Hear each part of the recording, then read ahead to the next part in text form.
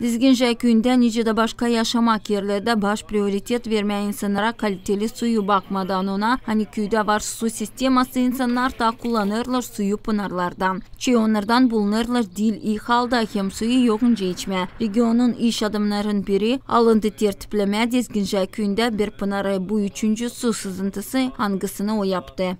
Başkası da yapsın böyle. Olsun pak pınarlar, olsun pak su. Da insan gelecek. Açık pınara insan korkar gelmeye.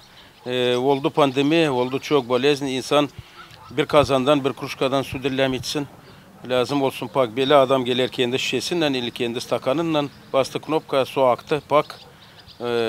Dezenfeksiya var, hepsi oldu pak. Biz pınarı yıkadık, pakladık dibini.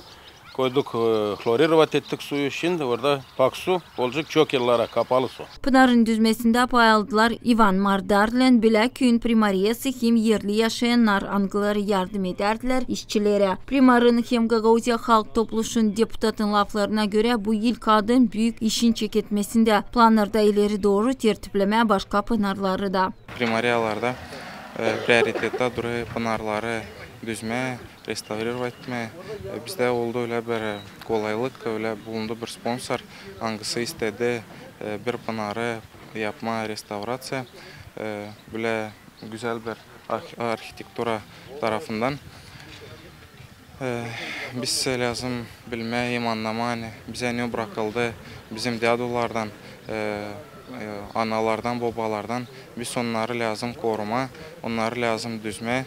Da ileri doğru verme bizim yaşayanlara diyelim kullansınlar. Su bizim yaşamak da susuz, yemeksiz varınca durma ama susuz zor. Da istiyorsun söyleme yani yardım bize büyük bu.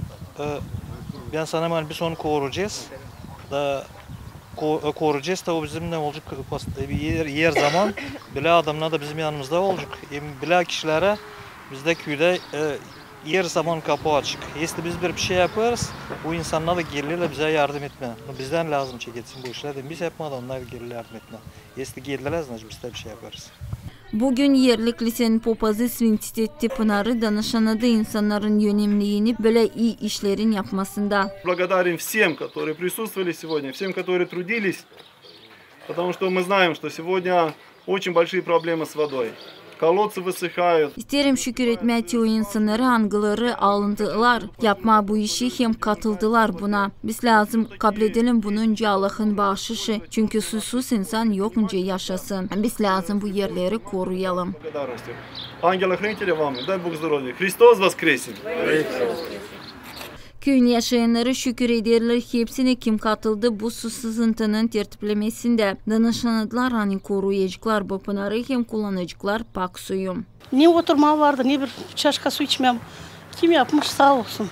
Primarımıza da primarı da maladet. Yaptılar onun üstüne insan şimdi alıcı daha kolay su buradan çekerler ama şimdi alıcılar daha kolayca. Daha güzel yaptılar onu. Krasata pek güzel. Çok güzel hem dışın bastı knopkada aldı suyu.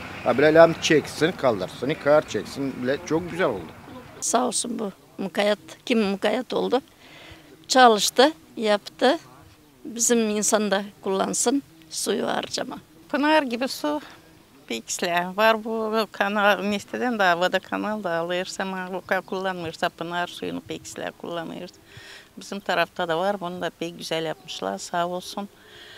O insanlara sağlık, boş versin ileri doğru kuvvetleri olsun da işlesin. Pınarı tertiplediler de yaptılar öyle ki suyu kolay olsun alma değil sadece uşaklara ama büyük yaşta insanlara da. Çünkü çıkırık yok ama koyuldu nasos angısının yardımının varınca almaz su. Dınca söylediler insanlar sıcak havada burada varınca olacak içmesi yerin su hem gölgede bekleme avtobusu. Zinaida Kanter, Vlad Tabachuk, Alexey Gerçuger, Haberler.